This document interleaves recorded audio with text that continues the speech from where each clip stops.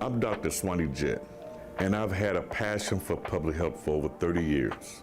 Now I'm in a position to effect change, and these are the critical conversations about health and our community, with people who can help me make those changes.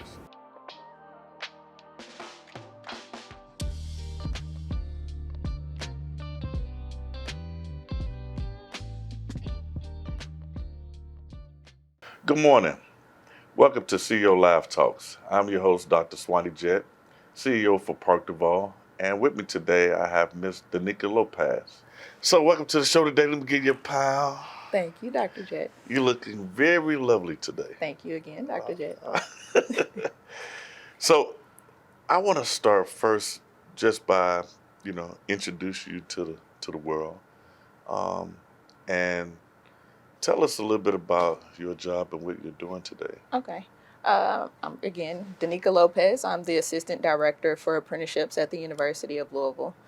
My job is focused on targeting our subpopulations, underrepresented minorities, women, and service-connected individuals, so veterans and their families, to build opportunities, apprenticeship opportunities for those individuals. So transitioning from military service, women in STEM, underrepresented minorities in healthcare, helping to build those direct representation roles over in healthcare, because we found out that when folks look like you as a patient, when the people treating you look like you tend to have a better outcome medically. So I focus on those areas a lot when I'm building opportunities, work-based learning opportunities.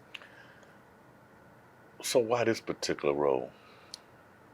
I mean, what gives you that passion? Because, I have seen you a few times just talk about, the importance of apprenticeships, particularly in the West End.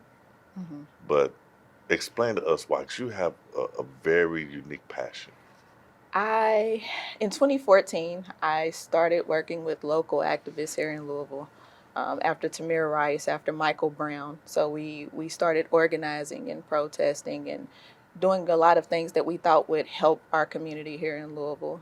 We wrote petitions to get the police to wear body cams in Louisville and help stop the mayor from diverting those funds to cameras in Waterfront Park. So we did those sorts of things. I did a lot of that for years, and at a certain point I thought, okay, tearing down, dismantling systemic systems of oppression is very needed, but at the same time, who's going to be building these things back up once it's torn down? Like who's situated in a space that builds these other systems, these substitute systems? So we're tearing down one system. What's the system that we're going to replace it with? So my passion comes from, we got a lot of people, younger people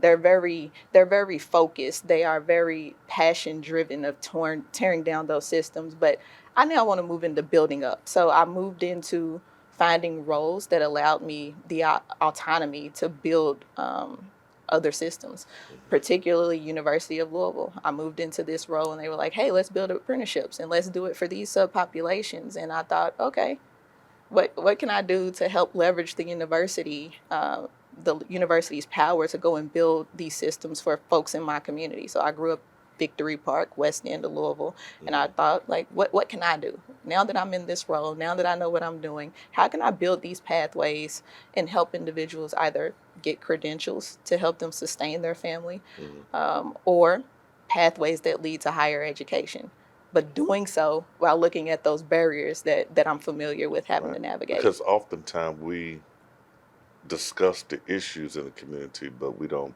provide solutions. Right. And there's nobody advocating for us on the inside of these systems. Right. Talk a little bit about your upbringing. Oh, goodness. Yeah, because before we get to protest, right, there has to be something, a reference frame for that. It does. Very family-oriented, family-centered. Our family was big, so when we were raised, all of the kids knew one phone number. We all learned one phone number immediately, and it was our great-grandmother's house Okay. over on 23rd and Date Street. If you didn't know any other phone number, you knew her phone number, and you knew if you called, somebody was going to be there to answer. If you needed a ride, you may not know who's going to pick you up, but you will be picked up. It was like the family switchboard. So it was that community right there, knowing I don't have to worry about anything as long as I know this phone number. You know the phone number now? I do, 502-774-1809. We just talked about this in our family the other day. So, yes, I will remember that phone number forever. All right. So what schools you go to here? Oh, goodness. Elementary, I went to a lot of schools. Middle school, I went to Western Middle, and I graduated from Shawnee High School. Okay. So tell me about going to Shawnee High School. Shawnee was different. We always had a bad reputation. We were not known for anything good. However, my experience at Shawnee is probably the reason why I am where I am now, is because going to that school, having that reputation, not having folks see you as being the most likely to be successful coming out of Shawnee, probably gave me a different drive to be successful and prove individuals wrong. So you kind of have that, oh, they told me I won't amount to anything. Don't worry about it. I'll show them something different. And went out and tried to do that. So I sort of can relate to that.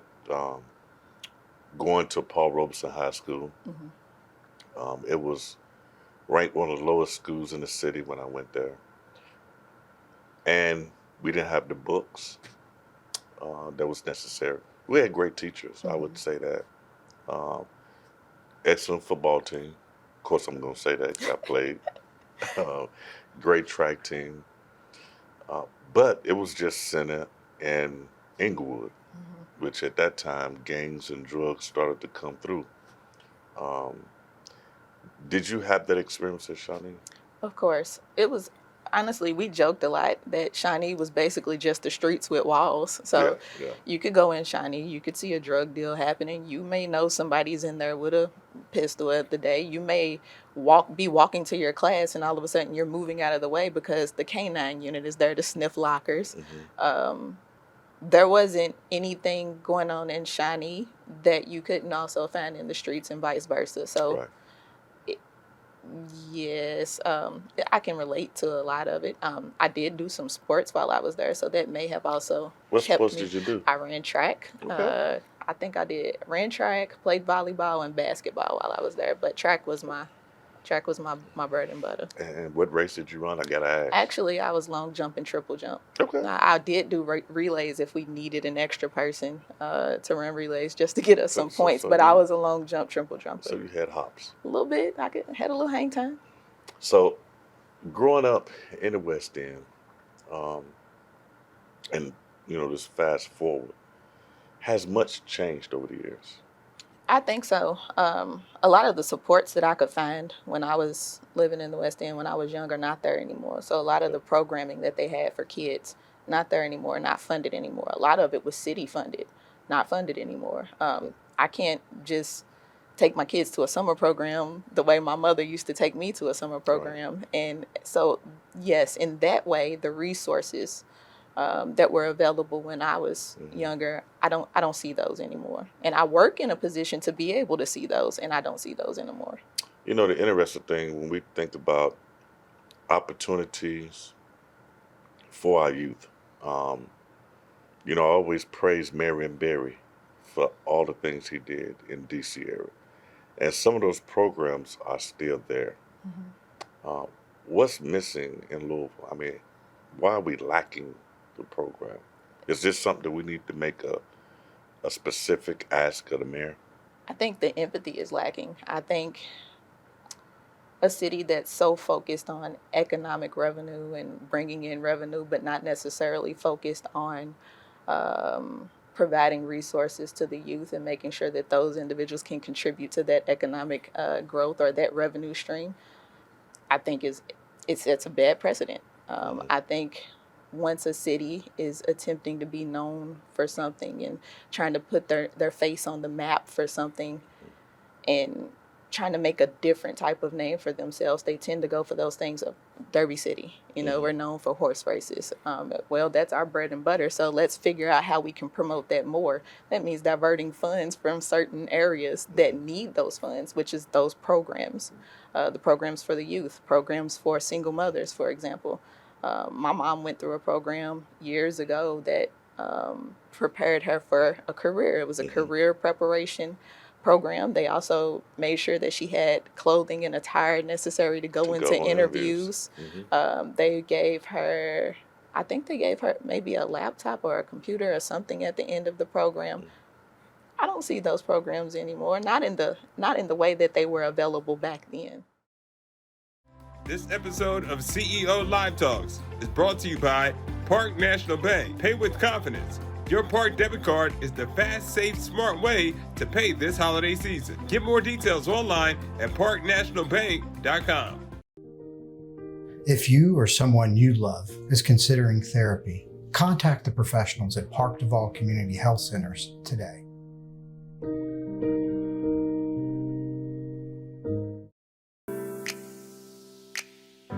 My Park DuValle Community Health Center is right here. Communities in our name. My Park DuValle Community Health Center is right here. You're always on time.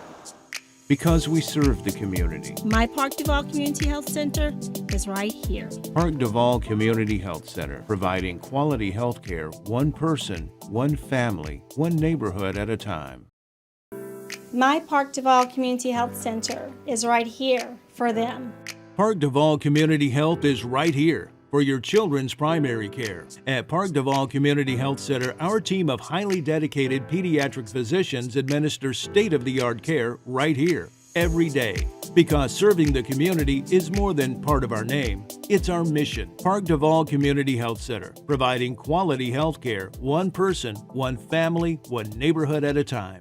At Park DuValle, we offer a variety of services for behavioral health needs, such as therapy, medication management, case management, and we also have community health workers.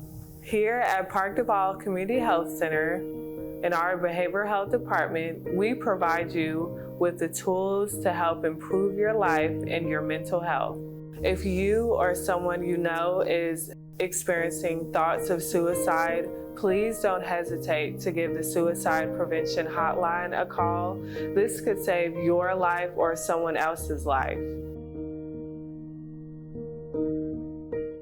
So, you know, if you fast forward, if you don't provide people opportunity and they don't see a way out of circumstances, then they turn to the vices of the streets. Right, competition for resources.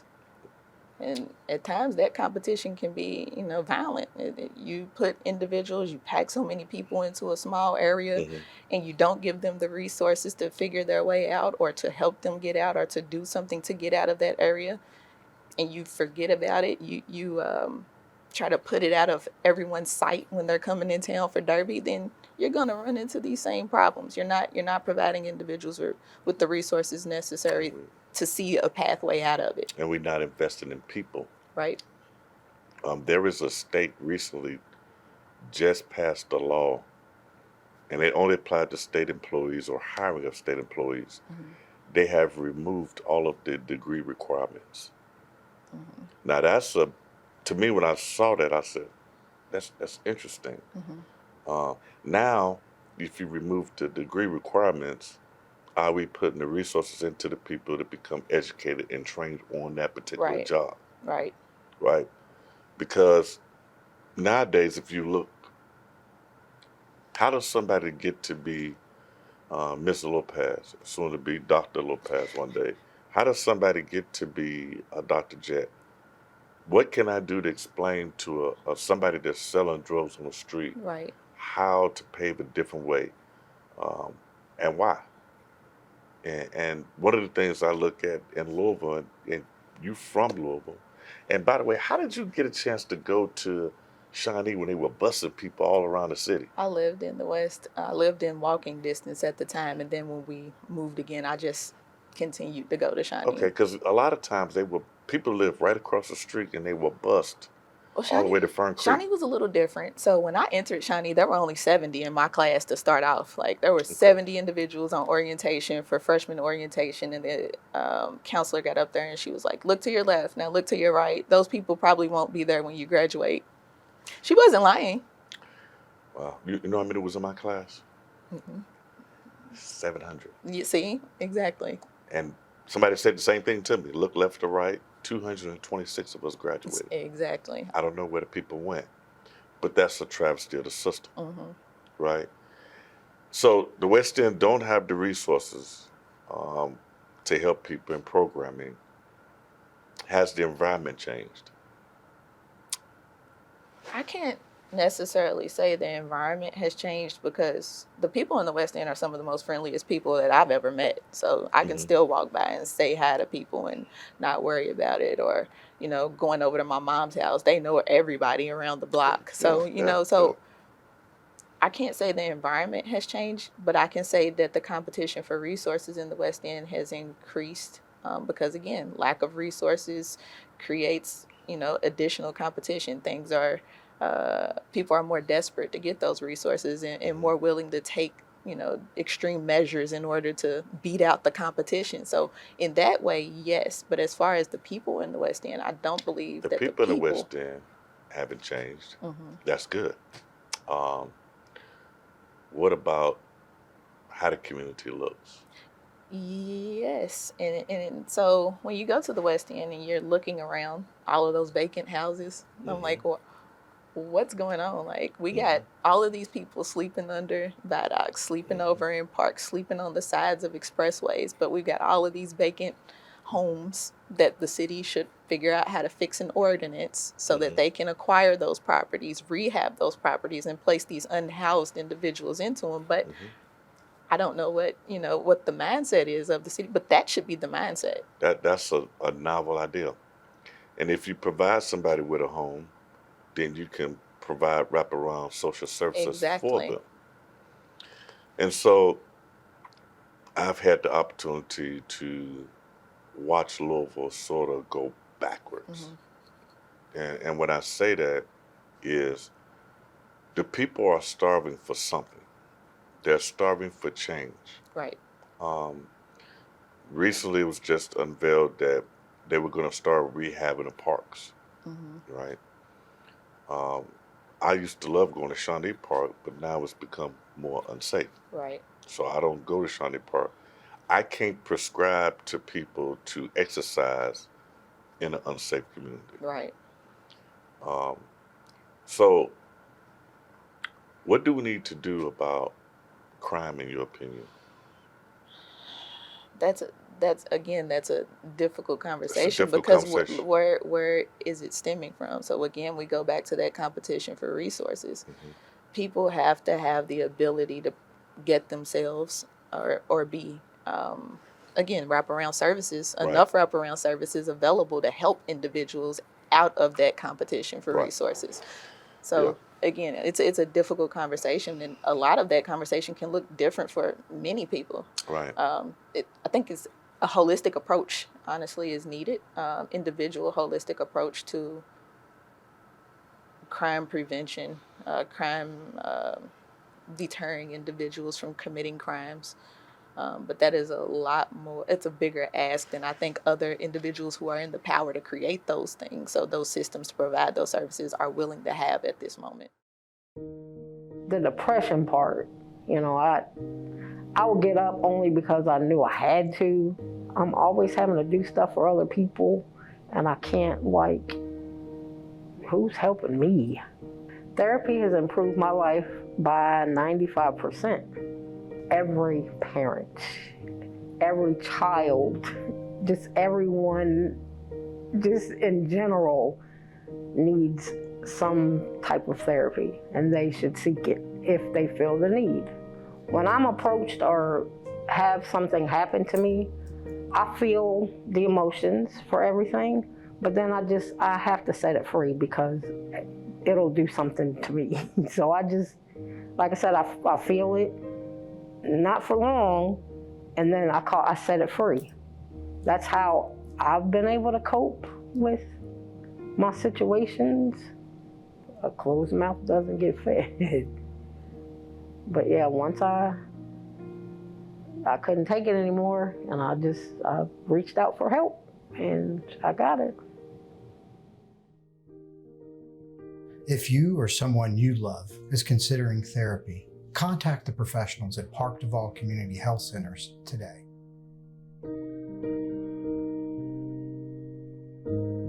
This episode of CEO Live Talks is brought to you by Park National Bank. Pay with confidence. Your Park debit card is the fast, safe, smart way to pay this holiday season. Get more details online at parknationalbank.com.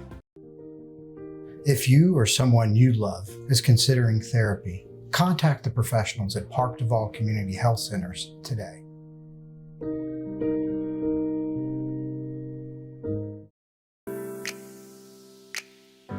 My Park DuValle Community Health Center is right here. Communities in our name. My Park DuValle Community Health Center is right here. You're always on time. Because we serve the community. My Park DuValle Community Health Center is right here. Park DuValle Community Health Center, providing quality health care, one person, one family, one neighborhood at a time. My Park DuValle Community Health Center is right here for them. Park DuValle Community Health is right here for your children's primary care. At Park DuValle Community Health Center, our team of highly dedicated pediatric physicians administers state-of-the-art care right here, every day. Because serving the community is more than part of our name, it's our mission. Park DuValle Community Health Center, providing quality health care, one person, one family, one neighborhood at a time. But the systems that are in place now created the greatest criminals on earth, right?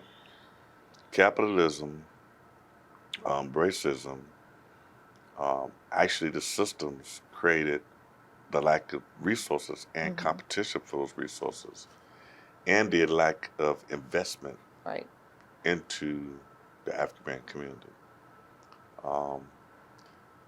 To me, that spurred the transition of now people still have the mindset, predominantly white cops in black neighborhoods because they're not from the neighborhood, and the lack of training, which actually spurred the whole, well, I would say before Breonna Taylor, but just decades of racism be applied in black neighborhoods and how we are, I wouldn't say protected, but more brutalized. Right. I think that's a cultural issue within policing and law enforcement itself.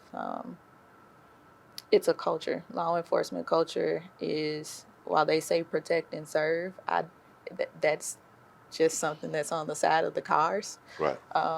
That protect part, I don't believe it's there. It's more show up after the thing has been done and then go from there. That's not protection when you show up after the thing has been done. Again, I would the resources. Yeah. How did you feel? And I know you was part of the protesting, and you were, in the midst of making change. Similar to I was dealing with the aftermath of Trayvon Martin down in Sanford, Florida, and being a health commissioner there, trying to keep people safe, and trying to talk about health inequities and social determinants of health, which actually nobody had ever addressed in Sanford, Florida. But tell me about your perspective, your role, and the change that you wanted to see. I think, so I was a part of a group that we all kind of came together naturally on social media. We were all mad. Everybody was angry. And we were all loosely affiliated through mutual friends or through social media, but we hadn't met before. And I think one or two of us was, hey, let's meet up and let's, really talk about this. We're angry, so we're looking for a community through social media. But then we took that community from social media and made it our local community. So it ended up being about 9 of us I want to say, that got together. We worked with Reverend Vincent James. We worked with Dr. Bruce Williams, Reverend Dr. Bruce Williams. At the time, I think there was an Anthony Smith that worked for the mayor's office, for Greg Fisher's office, and Sadiqa Reynolds was involved, and we ended up meeting with Mayor Fisher to kind of have these discussions, along with Chief Steve Conrad at the time, and we kind of were able to go and have these conversations. Now, we didn't know if anything was going to come of it. We didn't even think like we were going to be the change makers, but we wanted to make sure that whatever we had to say at the time was heard. And fortunately enough, we were able to have some of those conversations, and we did have a couple goals that we were able to hit. Now, did those goals actually help create change that was that made it any easier for individuals, for Black people in Louisville when stopped by police? Not really, because as we've seen, body camera footage doesn't really, even when the body camera footage is out, it doesn't really change the perspective to, oh wow, they overstepped their boundaries. It doesn't always work that way. But we were able to get those body cameras on LMPD. I was part of the group that we had multiple protests. What was the name of the group? Louisville to Ferguson. Okay. A lot of other individuals in our group traveled to Ferguson during those protests. They went down to Florida. They were our friends they were everywhere. So very involved. We had Reverend Al Herring, who was it was like our dad of the group. So when we needed some advice on how to do this, who's a revolutionary person that we should look to for guidance. We all recited, Asada's Break Our Chains. We did that for our meeting. So we were really invested in changing, helping to change the culture around here, specifically the culture of policing. Now, it didn't happen, of course, right. But I think at a certain point, it was like, okay, we've done a lot of this. We made a few changes, but it's now time to let some other folks come in and do some of that stuff. So when you protesting, and I've been a sheriff protests before, and were you ever in fear? Oh, absolutely. Okay. So the night we had our largest protest was downtown.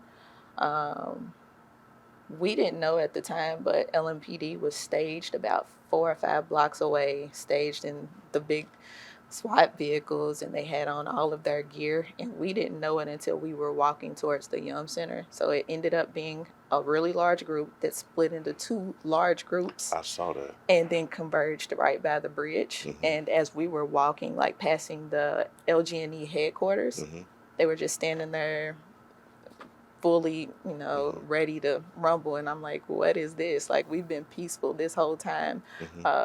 Halfway through the march, though, we realized that the helicopters were circling. So yes, we had some fear. When we went and protested in Middletown, we definitely had a lot of fear from the cops out, protesting in that area. We've had our fair share. Actually, one of my friends was actually somebody in the FOP, was looking up his credentials and things like that. He was able to search himself and see the types of individuals or where people were looking him up, and FOP was looking him up.